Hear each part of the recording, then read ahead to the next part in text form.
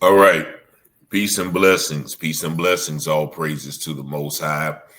Yet we have another black woman, this time in Detroit, who was shot 6 times by a white police officer during a traffic stop. Now I'm going to show you this news video, which they're going to frame a totally different narrative than we see this police chief frame. Finally, we do have a police chief that is standing up and condemning his officers for firing upon this lady. And this video is fair use for literary and commentary purposes only. Just watch. Ali, thank you. We got to tell you about a woman recovering in the hospital this morning. This was after a traffic stop turned into shots fired by police on Detroit's east side. Now, it all began when an officer attempted to pull a woman over along Van Dyke near 8 Mile. Police say she sped off and almost hit officers as they tried to cut her off nearby, which led to officers opening fire. And 7 News Detroit reporter Brittany Tulis is joining us live from DPD headquarters this morning. And Brittany, walk us through what happened here. Yeah, Alicia, DPD's Chief Todd Bettison says this all started with a traffic stop and just escalated from there. The first officers used pepper spray, then the suspect took off. The second time police stopped her, an officer fired multiple shots, hitting the suspect. Then she started driving away again. Now, this is right before those gunshots at East Outer Drive. The suspect's SUV is about to turn left on Concord when a DPD squad cuts her off. Another squad pulls up behind the suspect, boxing her in. The SUV reverses as an officer can be seen stepping back, heard yelling commands, then firing up to 10 times, hitting the driver. Both arms and one leg were injured. The suspect then drove over a mile to DPD's Metro base on Sherwood, where she got help, ending the chase. Now, this all started near Van Dyke and Savage Avenues with a traffic stop for not having valid plates. The driver called 911 herself, asking to talk to another officer. Chief Todd Bettison says that happened, but the driver still wouldn't give police her valid license or registration. Officers did get her out of the vehicle, and pepper spray was ultimately used. Chief Bettison says she got back in the SUV and drove about a mile to Concord and East Outer Drive, where she'd be shot by officers. I'm happy to report that she's in stable condition. She will survive. But my message to the public, when you're driving a vehicle and you're pulled over, you have to comply. You have to, by state law, you have to provide your driver's license. You don't have the opportunity to say, I'm not going to provide my driver's license during a traffic stop. Some folks just don't know that. And the driver is facing multiple charges, including fleeing and eluding. And Alicia and Ali, that one is a felony here in the state of Michigan. Live at DPS headquarters, I'm Brittany Tulis for 7 News Detroit this morning. Yeah, complying with officers when they pull you over. It is law. Brittany, thank you for that live update. All right, so I'm going to stop it there because they get into some more officer-involved shootings in the Detroit area. But after reviewing the body cam footage, that police chief that you just heard talking about you must comply is going to take a completely different tone. You heard them say that the woman was stopped. She asked for a supervisor. They didn't get a supervisor. She was pulled out of the car. She was pepper sprayed. She got back in the car, drove off, and while she was driving off, they shot her. And then she drove a couple of miles to get some help. Now, this police chief, finally, I'm going to give him kudos because you're going to hear him break down everything that we have been seeing on this channel concerning police interactions, de-escalation, and the need to shoot even when there is no threat. Now, I want you to watch this video, and kudos to finally a black chief with the kahunas to call out white officers who are doing wrong. Now watch this video, and if you have not subscribed to the channel and you like this content, hit that subscribe button right there. It helps the channel to grow. But watch this video. Members of the media, thank you for coming on short notice. Today, I have called you all here to discuss the officer-involved shooting that happened on yesterday's date, which was Sunday afternoon in the 11th precinct area. Normally, I would not do a media briefing on an OIS, officer-involved shooting, during this short of a time frame. But this morning at my senior management meeting, I was able to review the body-worn camera, and at my briefing yesterday at the scene, I updated you and stated that the information was fluid, preliminary, and that I had not reviewed the camera footage at that moment. I was able to review the body-worn camera footage from the shooting officer and wanted to ensure that, as promised, I would give you all an update. I will not be releasing the body-worn camera footage today because I do not want to jump in front of the Wayne County prosecutor, which is standard in an officer-involved shooting. We will be submitting a warrant request, as we always do in all of our officer-involved shootings, and the investigation will be led by the Michigan State Police Department.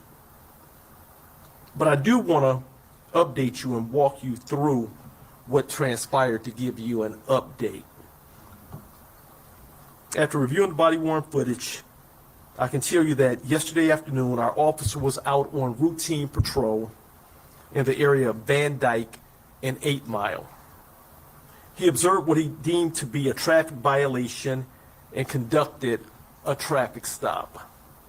The driver of the vehicle, which was driving a black Dodge Durango, complied with the officer and pulled over her vehicle immediately. At this point, the officer exited the patrol vehicle and approached the driver's side of the Dodge Durango. The officer identified himself and gave the reason for the traffic stop. The driver strongly disagreed with the officer as to the reason. The officer asked the driver for her license, registration, proof of insurance of the vehicle. The driver requested for the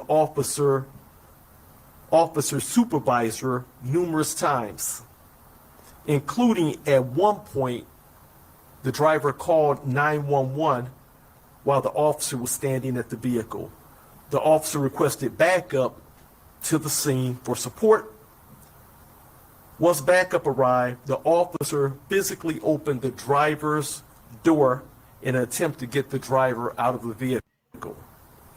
The officers were unsuccessful in their attempt to pull the woman out of the vehicle, and she was pepper sprayed by one of the backup officers.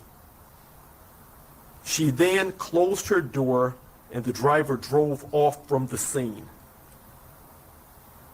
The officers pursued the Durango up Van Dyke for approximately 1 minute until they boxed in her vehicle a short distance down the road at Concord and Outer Drive. At this point, the officer which fired shots, we'll call him the shooting officer, jumped out of his vehicle that was parked in front of the Dodge Durango and began ordering the woman to exit the vehicle. The driver, as it is shown in the video, began trying to drive her vehicle out of the box.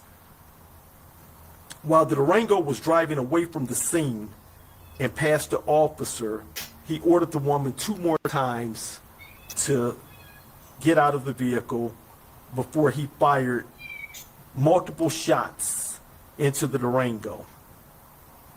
The shooting officer then jumped back in his squad car and pursued the Durango with the backup units following behind. They pursued, ultimately ending at the Detroit Police Department facility. The driver was shot a total of 6 times. Officers rendered first aid. Medics were called. They transported the woman to a local hospital.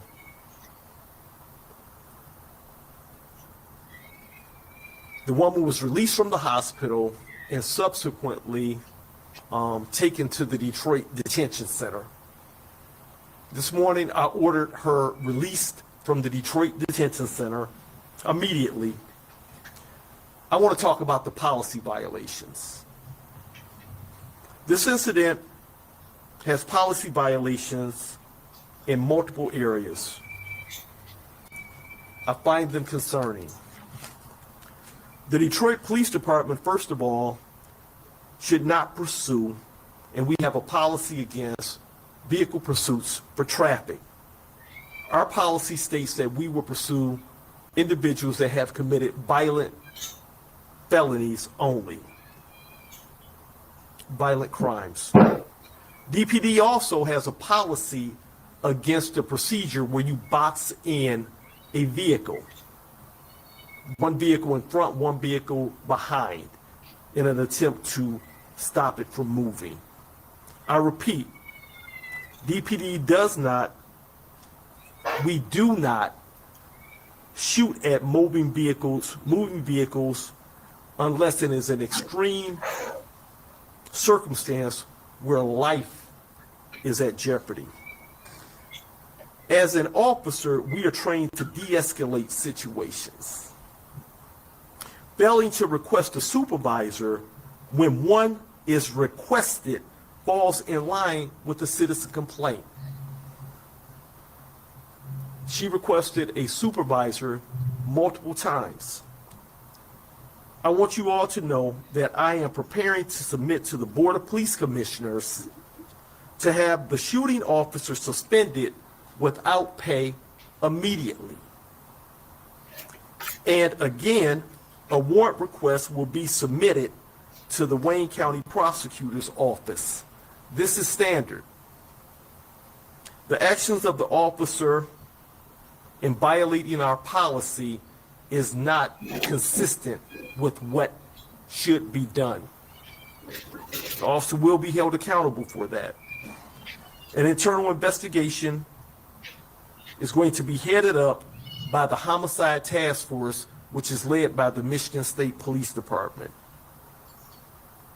The driver, as I stated, has been released from the Detroit Detention Center this afternoon and will not be facing any charges from this incident. The Detroit Police Department has policies in place for a reason. We are a constitutional police department, and I definitely will hold officers accountable for policy violations. At this point, I'll open it up for questions. Thank you, Chief, for that update. It's Andrea from the Detroit Free Press. I know that you have concerns about policy violations, but I was wondering what you would say to critics who may agree with you and say, sorry, I'm getting the questions out, sorry.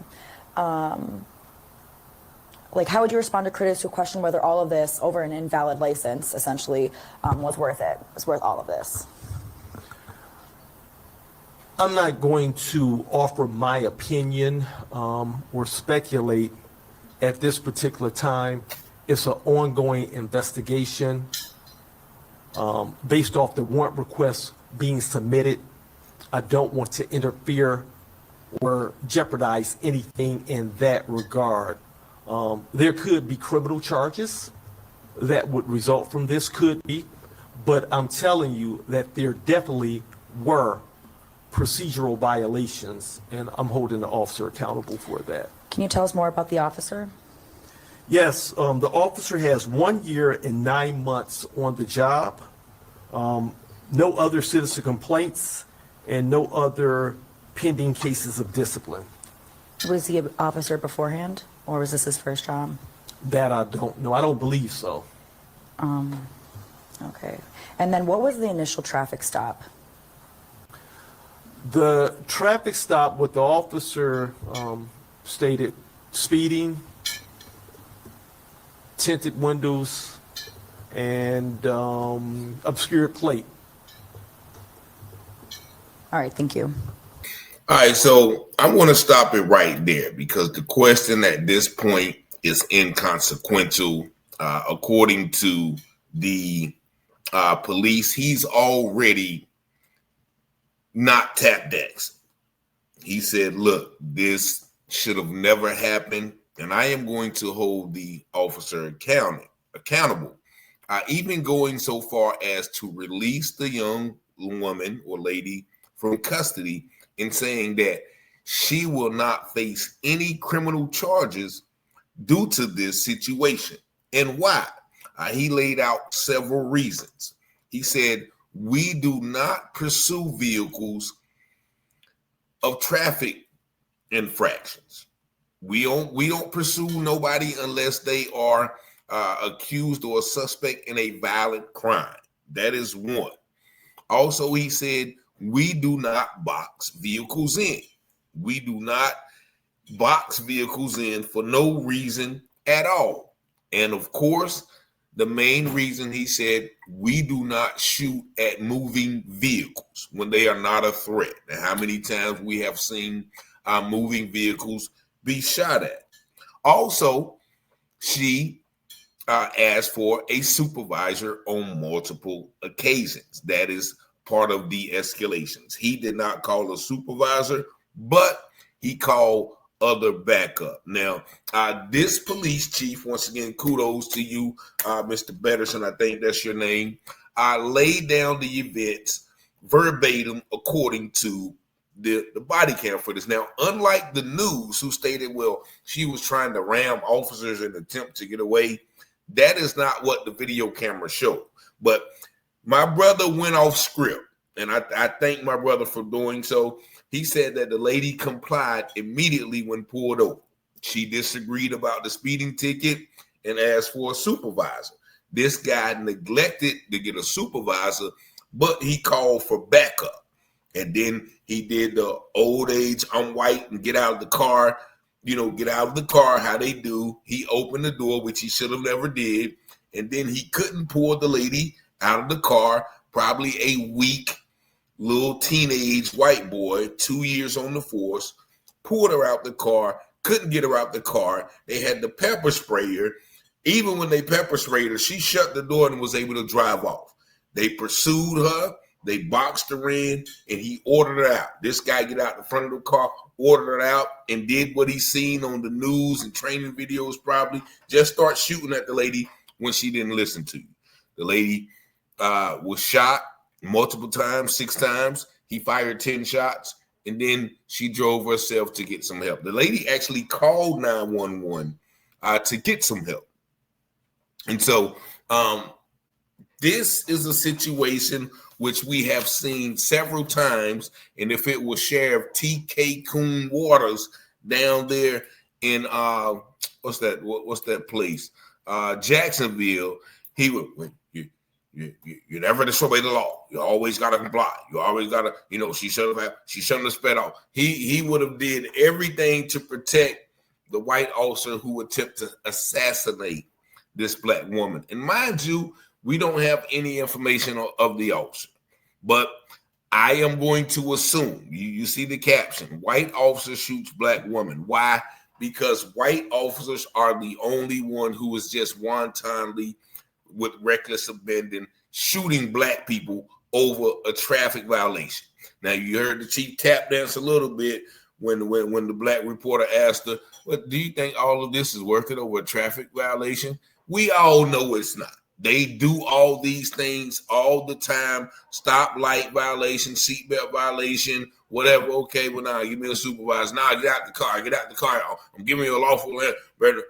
All of that bravado, all of that abuse of authority comes out in these situations. And in this case, it ended up in the lady being shot. Now, fortunately, the chief, he did say, well, I'm not going to give my opinion, which he didn't, but, he at least said he is going to hold the officer accountable. And that is pretty much all we can ask for at these points. And he even said there may be criminal charges pending, in which there should be. He needs to make an example of this officer. Once again, I am not, I'm going to say it's a white officer. If I am wrong, y'all crucify me in the comments like usual. But I'm going to go off just past history. How many times have we seen black officers shoot white women over traffic stops? Give me the statistic. Look it up. Google it. AI it. You won't find that many.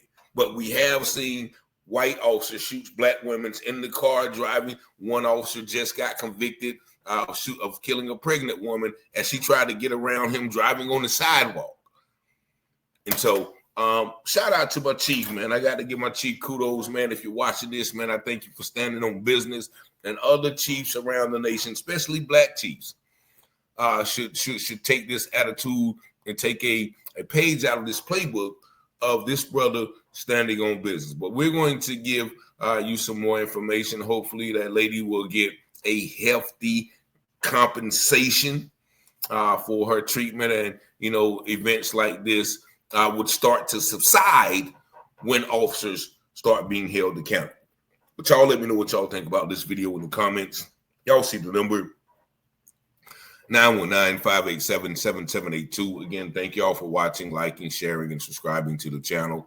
And as always, I pray you have peace and blessings. The scripture says all things that are hidden shall be revealed, and those things done in secret shall be exposed on the mountaintop. Let's go, Rich. You watching Telehouse Publishing, breaking news coverage. Give you the truth before fake news throw mud in it. Before the jury decide and the judge discover it, you should tune into Telehouse Publishing. Telehouse Publishing, breaking news coverage. The propaganda grammar, don't believe none of it. Before the jury decide and the judge discover it, you should tune into Telehouse Publishing. Who keep the people informed? Stories abroad from literary work, where the narrative's wrong. The research is always on point, the commentary is hard. It's Rich Teller raising the bar. Follow along, shout out to FBA, still FTP, big up NFAC, and all my black families. It's three sides to all stories, which one you gon' believe? We run down on the false prophets when they come to deceive.